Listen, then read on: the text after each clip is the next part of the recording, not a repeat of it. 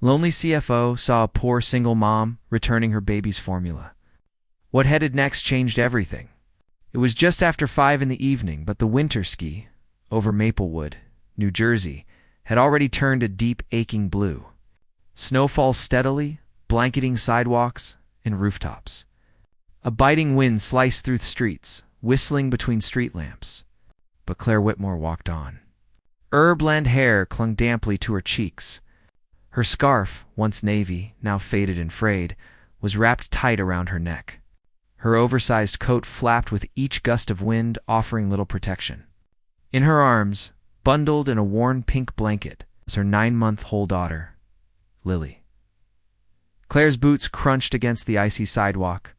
No car, no bus fare, no family to call, just a mother walking through snow, chasing hope.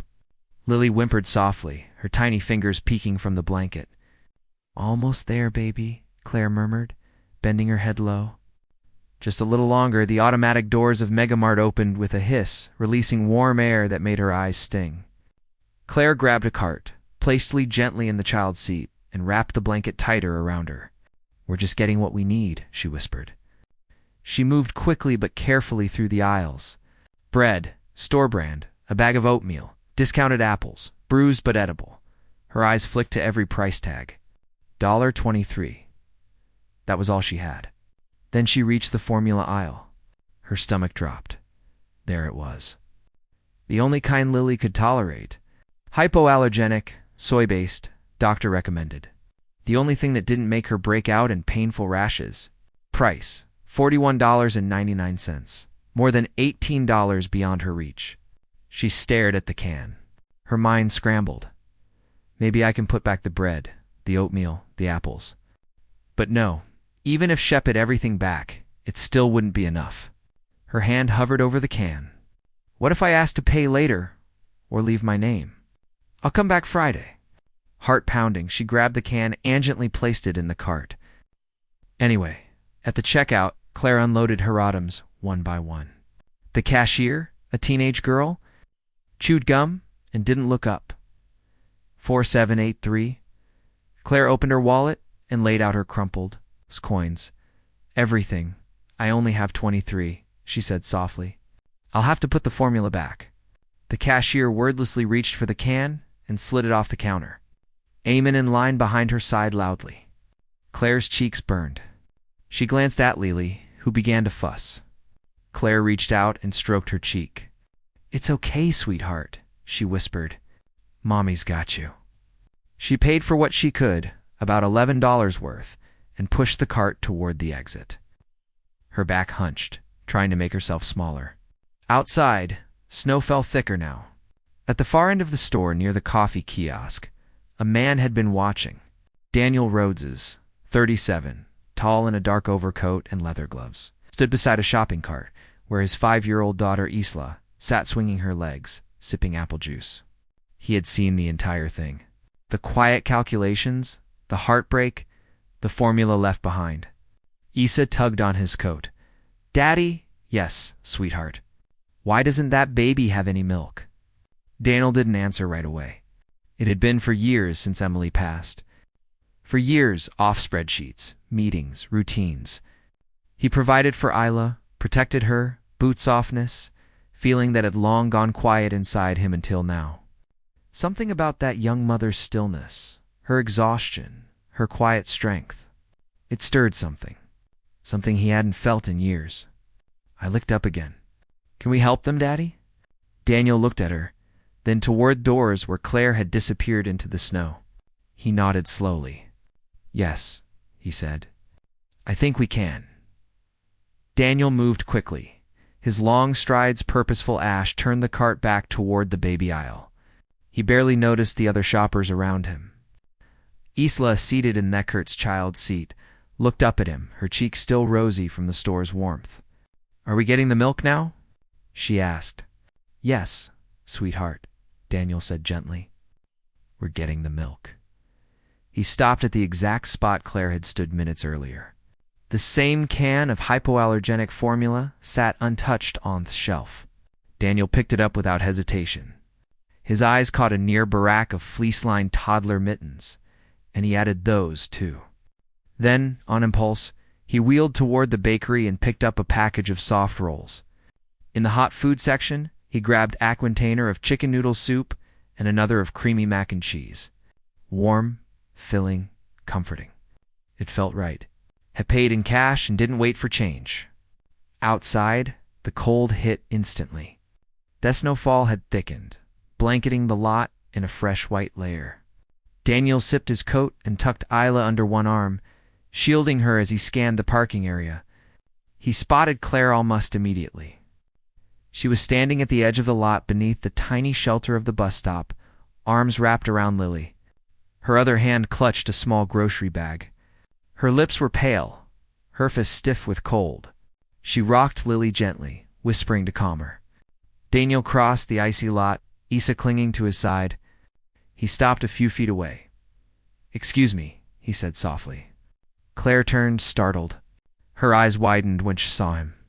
Instinctively, she held Lily closer. Daniel held out a brown paper bag. "I think you dropped this." Claire blinked, confused. "No, that's not mine." He didn't move. "It is now." Her face tightened. "I can't accept this." Daniel glanced at Lily, then back at Claire. "It's not charity, Hest. It's empathy." She hesitated, her arms tightening protectively around her daughter. Daniel took a breath and added, "As a father, I just wanted to help a mother." Something shifted in Claire's expression. Her eyes welled up. She blinked fast, willing the tears not to fall. Before she could respond, Isa ticked out from under Daniel's coat. "You're Lily's mommy, right?" "I saw you in the store," she said cheerfully. "You look like the princess from my bedtime book." Claire's lips trembled. She looked down at the little girl with wide, trusting eyes. "Do you think so?" she whispered. Isla nodded. "You held her like this," she added, mimicking Claire's gentle rocking. "My mommy used to do that too." Claire pressed a hand to her mouth, turning away slightly. For a few long seconds, she didn't speak. Then she reached for the bag with shaking hands. "Thank you," she said hoarsely. "I didn't even know what to say." "You don't have to say anything," Daniel replied softly. For a moment, they stood insolence, snowflakes gathering on their coats. Lily had quieted again, nestled deep against her mother's chest. Isla leaned her head against Daniel's shoulder. Claire glanced toward the street. The bus still hadn't come. The wind howled through the trees. Daniel followed her gaze. "Where do you live?" Claire hesitated. "Maple and Fifth. It's about a mile." He nodded. "Let me drive you." She shook her head quickly. "No, I can't ask you to do that." "You're not," he said. "I'm offering." Another pause. Claire's grip on Lily tightened. "I don't usually accept help from strangers," she murmured. Daniel's tone was kind, but steady. "I get that, but night's too cold for pride." Their eyes met, and something passed between them. Quiet understanding, not pity, not obligation, just recognition. Claire looked at Lily, then at Isla, who gave her a sleepy smile. For her, she sighed finally, barely above the wind. Just for her. Daniel nodded. "Of course." He turned and led the way across the parking lot toward his SUV. Claire followed, arms strapped tightly around her daughter, the warm paper bag pressed to her chest like something precious. Snow continued to fall around them, soft and steady. It was a night that could have been forgotten. But for both of them at waste night, everything quietly began. The apartment building sat tucked between two shuttered storefronts on a quiet street. Snow piled along the sidewalk. Daniel parked in the narrow lot, scanning the cracked siding and flickering porch light.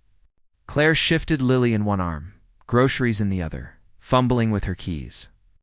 Daniel stood beside her, Isla bundled against his chest.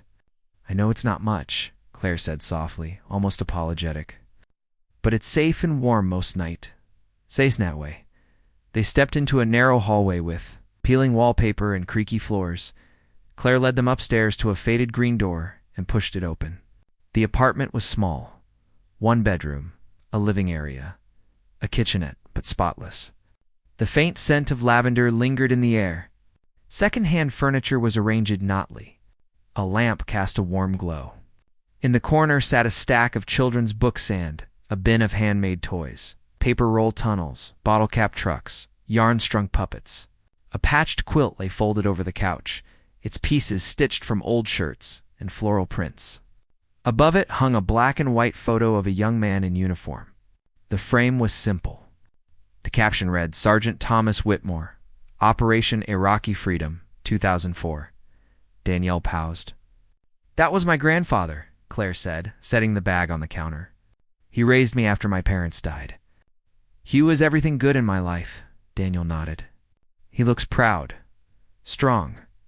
Help was, she whispered. He passed a few months before Lily was born. Claire slipped off Lily's coat and laid her on a blanket on the rug. The baby cooed and grabbed at her toes. Daniel sat beside her. You okay, sweetheart?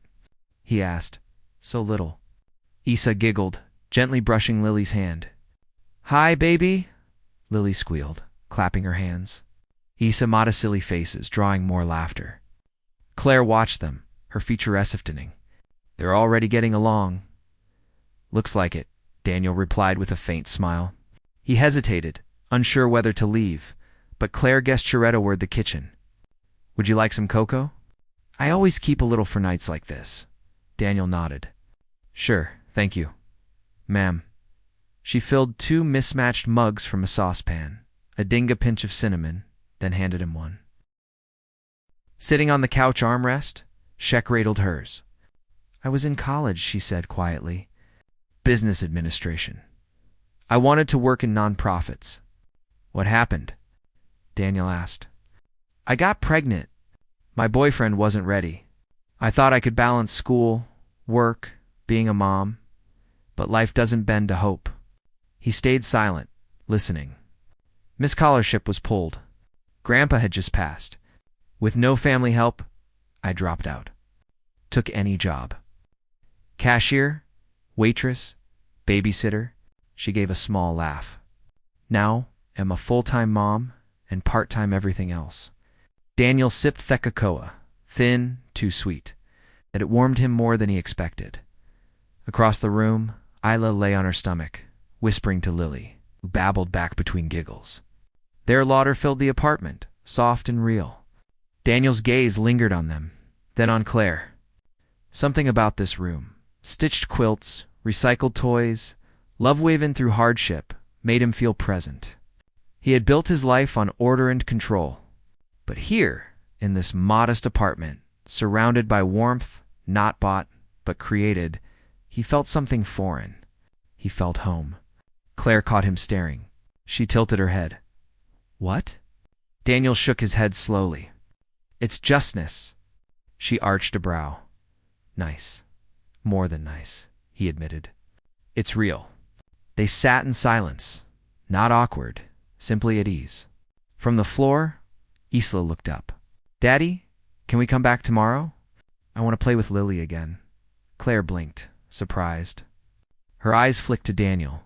He looked at his daughter, then back at Claire. We'll see, he said softly, voice tinged with something unspoken. Claire lowered her gaze to her hands. For the first time in a long while, her home didn't feel like just survival. It felt like the beginning of something more. The house was dark when Daniel returned. Snowflakes clung to his coat as he stepped inside, brushing them away absently. Ela had fallen asleep on the drive home, her head heavy against his shoulder. He carried her upstairs, tucking her beneath the quilt Emily had sewn years ago. She stirred, but didn't wake. Downstairs, the silence pressed in.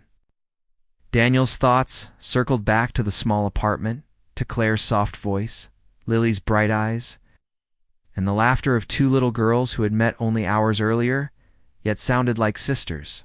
He poured a glass of water, set it aside, and walked to the hallway closet. From the top shelf, he pulled down an old cedar box, its lid stiff with disuse. Inside lay faded photographs, medals, and a bundle of letters tied with green string. Daniel lowered himself into their fireplace by the fireplace. He untied the bundle, fingers trembling slightly. His father, George Rhodes's, had written often during his deployment in Iraq, but one letter had always lingered in memory. He unfolded it now.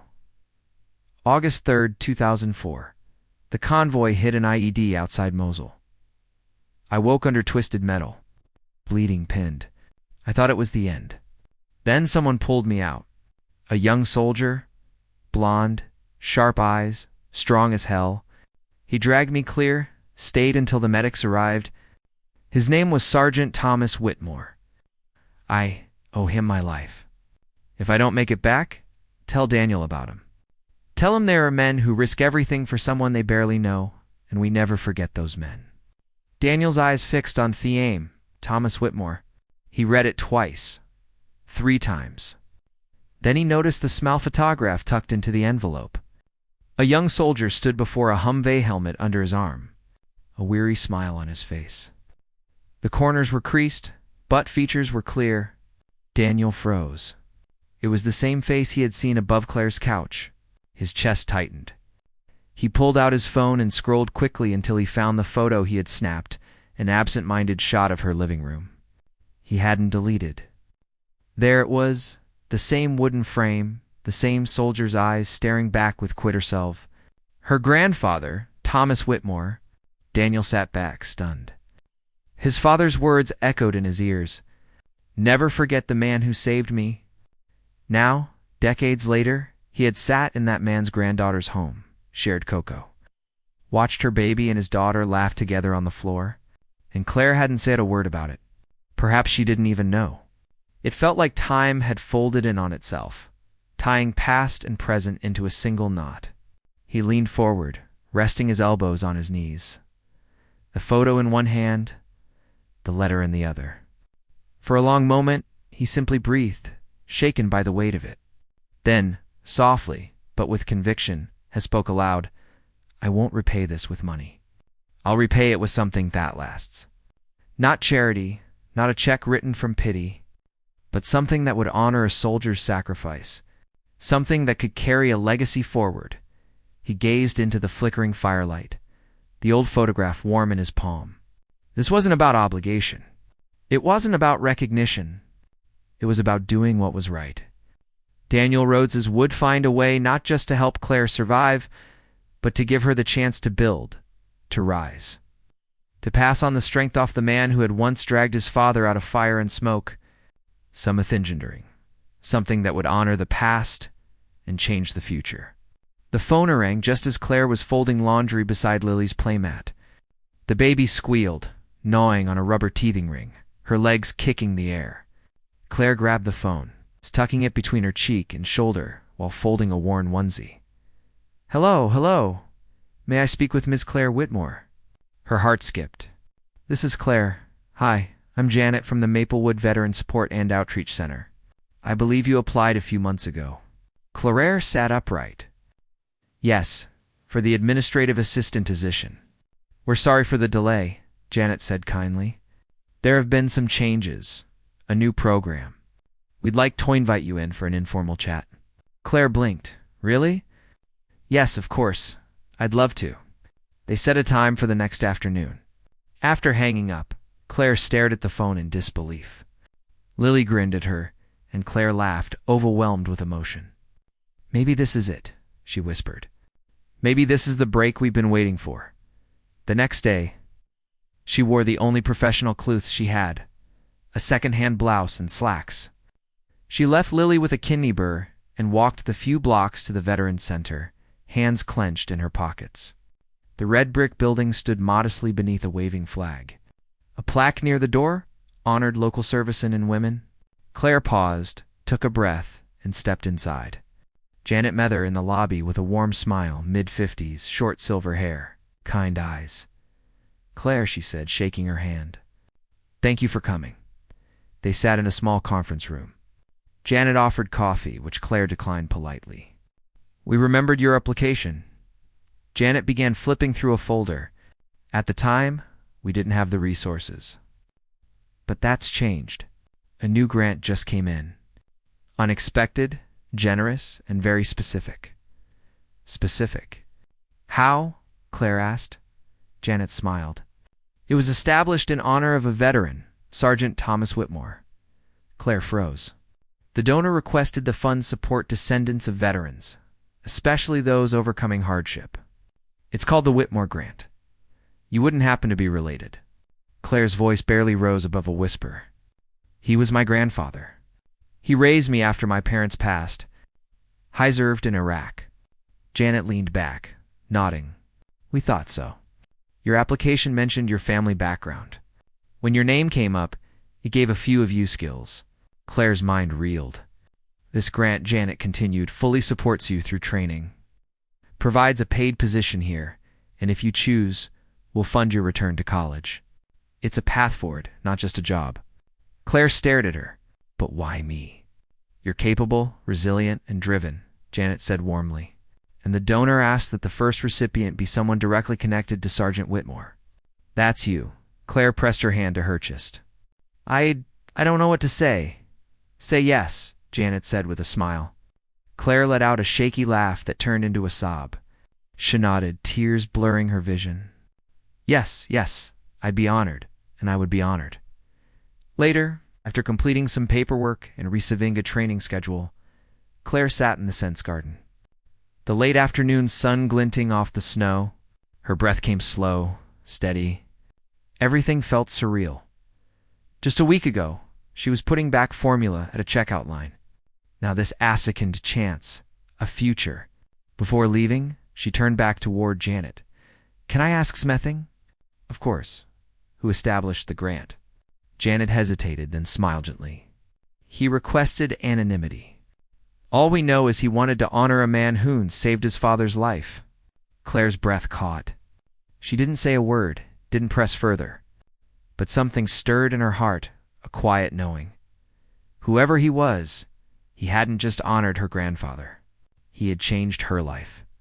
The invitation arrived in a crisp white envelope, hand-dressed with an embossed seal of the Maplewood Veterans Support and Outreach Center.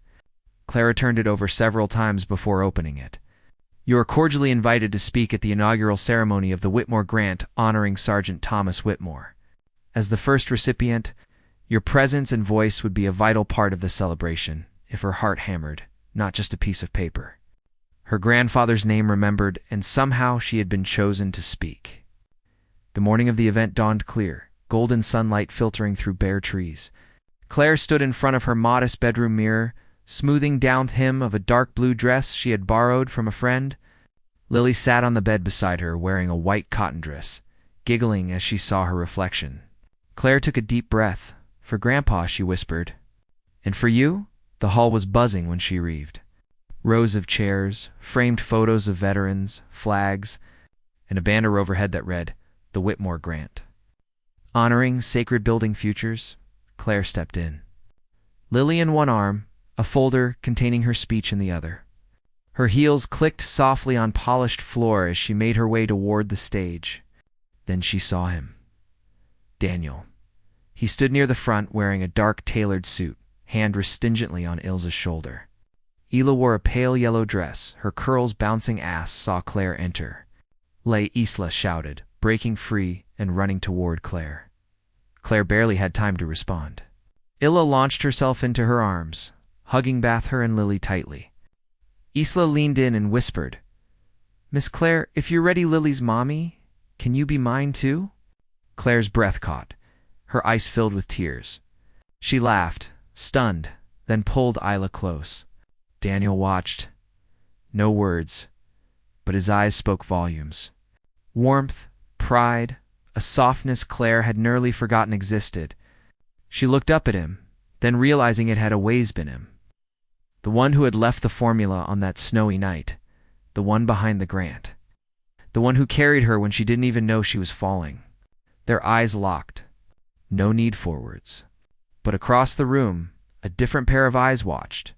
Veronica Ashford, executive vice president at Daniel's firm, always polished, always composed. Now she stood in the back, her lips pressed, brow furrowed. She had admired Daniel in her own way, respected him, envied him. She had seen how gently he had rebuilt his life after Emily's death, and now she saw him smiling at this woman in a borrowed dress. Her chest tightened. When Claire's name was announced, the crowd hushed. She walked out the stage with Lily in her arms, speech folder held tightly, her heart pounded. I never expected to be standing here. Claire began, voice trembling at first. My name is Claire Whitmore. I am honored to be the first recipient of the grant named for my grandfather, Sergeant Thomas Whitmore. He was my hero, and he taught me that sacrifice is not just about the battlefield. It's about love, service, and refusing to give up on those you care about. She paused. Looking toward Daniel, her voice steadied.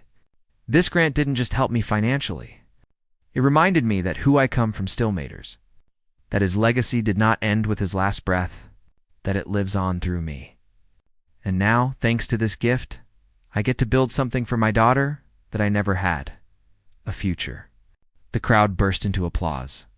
Daniel, normally reserved, clapped slowly, pride shining in his eyes. Claire stepped down, her heart full. Among the applause and smiles, Veronica slipped away toward a corner. Quiet at first, then whispers spread. I heard she used to work part-time as a server. She lives in low-comp housing on 5th Street. Funny how the first grant goes to someone seen with Daniel Rhodes. Veronica's voice was never loud, but always suggestive. By the end of the evening, the mood had shifted. The celebration was still happening, but behind polite smiles were sideways glances. Quiet doubts seeped among guests. Claire, holding Lily close, had no idea how far those whispers would reach. Not yet. The conference room at the Maplewood Veterans Outreach Center was unusually quiet. Board members sat in a half circle, papers stacked neatly bare them, coffee cups steaming. Everything appeared orderly, but tension hung in the air. Claire sat at the far end of the table, hands clasped tightly in her lap. Her heart thudded in her chest. She wore the same navy blouse from her first interview here. Lily was home with a neighbor, unaware of the storm her mother now faced. Across from her sat Veronica Ashford, polished in a tailored gray blazer, posture perfect. Her voice was calm, but her words sharp as shed dressed the board. I believe, Veronica began, that for the sake of transparency, we should reevaluate the selection of this year's Whitmore grant recipient. A few murmurs rippled through the board. There have been questions, Veronica continued, from donors and colleagues, questions about Miss Whitmore's connection to Mr. Daniel Rhodes, the anonymous donor. Some feel that relationship may have influence at the award process.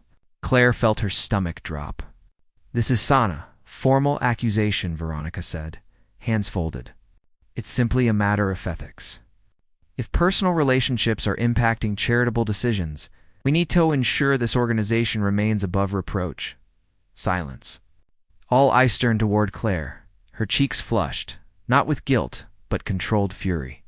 She opened her mouth, but before she could speak, a chair scraped back. Daniel Rhodes stood from the end of the room. No suit, just a charcoal sweater, sleeves rolled. Still, he commanded the space like a thundercloud waiting to break. He didn't glance at Veronica. He looked straight at the board. If we're talking about transparency, he said, his voice steady. Then, let me be clear. He opened a folder and pulled out an aged letter, its edges yellowed, corners soft. This is a letter my father wrote in 2004. He was serving in Iraq when his convoy was attacked. He was trapped under a burning vehicle. A soldier, Sergeant Thomas Whitmore, risked his life to pull my father out. Daniel handed the letter to the board chair, who began reading it silently. That man saved my father's life, Daniel continued. Claire's grandfather, Therum, stilled. I didn't know who Claire was when I first saw her. I just saw Amather struggling in a store. Later, when I visited her home, I saw a fatoon her wall. I recognized his name, his face. I went home and found this letter. He paused. I didn't give Claire money. I didn't give her a handout. It created the Whitmore grant to honor a man whose sacrifice changed my family's future. Claire was chosen not because of what she is to me, but because of who she is to him. A breath passed through Therum. Claire stood slowly, her voice low but clear. I didn't apply expecting nothing special. I never mentioned my grandfather's connection to Daniel. I didn't even know there was one. She looked around the room. My grandfather didn't save a man to get his granddaughter a scholarship 20 years later. He did it because it was the right thing. And I am here because I want to live in a way that honors that choice. Her voice faltered for half a second, but then she steadied. This is not a favor. It's a legacy, and I will not apologize for being a part of it. Silence again, but it had changed. The tension was gone, replaced by a quiet weight of truth. The chairwoman finally looked up. I think we owe both Miss Whitmore and Mr. Rhodes our thanks, she said, and to Sergeant Whitmore our deepest respect. Then she turned to Veronica, and perhaps it's time we reconsider. Your role in this initiative air was no shouting, no drama, but the message was final. Veronica stood jaw tight and exited the room. Daniel looked at Claire. Across the table he didn't smile, but the look he gave her, full of quiet admiration, deep respect, and something gentler blooming beneath, said more than any words could. And for the first time, Claire no longer felt like she had to fight to be seen. She had already earned her place. 2 years later, the house on Willow Lane was small, but filled with life. Morning sunlight streamed through the kitchen windows, casting golden patterns across the wooden floors. Laughter echoed from's backyard, where 2 little girls chased butterflies between rows of wildflowers, their giggles rising with the breeze. Claire stood at the stove, flipping pancakes, wearing a soft robe over her pajamas. Her blonde hair was tied up in a messy bun, a pencil tuck at bend one ear. She was reading an email on her phone, something about the next board meeting for the Whitmore Grant Foundation. She smiled. Executive director. She still couldn't believe it sometimes. The little girl who once dreamed of building a better world now had the power to do it. One scholarship, one family, one life at a time. Danny walked in, still in his joggers and a plain white tee, hair slightly tasseled from his morning run. He leaned down to kiss Claire's cheek, stealing a pancake from the plate as he passed. You have a board meeting today? Don't forget, Hesed with a grin. I won't. And you're making the girls' lunches, she replied, swatting his arm playfully. From outside, Ice's voice called out, Mommy Claire, come look at the worm Lily found. Claire's heart lifted at the sound of it. Mommy Claire. The first time Issa had said it completely on her own. Claire had cried for a full hour. She stepped out onto the porch just in time to see Lily. Now, 2.5 hold up a wriggling worm with delight. While Issa clapped beside her, Daniel followed with 2 juice boxes, handing one to each girl. Lily leaned back against his leg and with a little grin chirped, Thank you, Daddy. It still caught him by surprise sometimes hearing it, but every time it stitched something back together in his heart. That afternoon, they took a walk through the park. Their favorite weekend ritual. The leaves were beginning to turn, and the afternoon they took a walk through the park. Their favorite weekend ritual. The leaves were beginning to turn, and Thiessen filtered through the trees in soft golden sheets. Claire held Lily's hand, Daniel held Isla's. Halfway down the trail, Isla looked up at Claire with thoughtful eyes. I wish you were my mommy when I was little, she said. Claire's throat tightened. She squeezed the little girl's hand. But you know what? Isla continued, her face breaking into a grin. Now I love you twice as much. Because I got you now, and I remember when I didn't. Claire bent down and hugged her, her eyes shining. Daniel stepped closer, wrapping one arm around Claire's back as she rose. They stood there, their girls in front of them, hand in hand, framed by sunlight and leaves, and the warmth of something whole. Daniel looked at her, eyes soft. They needed you, he said. And so did I, Claire smiled, leaning into him, her voice a whisper against his shoulder. We found each other, and together with love not borrowed, not owed, but freely chosen, they walked on. Thank you for watching this heartwarming journey of love, resilience, and second chances. If this story touched your soul, reminded you of the quiet heroes in your life, or simply brought a tear to your eye, don't forget to subscribe and hit the hype button too. Support soul-stirring stories. We bring you real emotional tales that heal, inspire, and stay with you long after the screen fades to black. Until next time, take care and never stop believing in the power of kindness.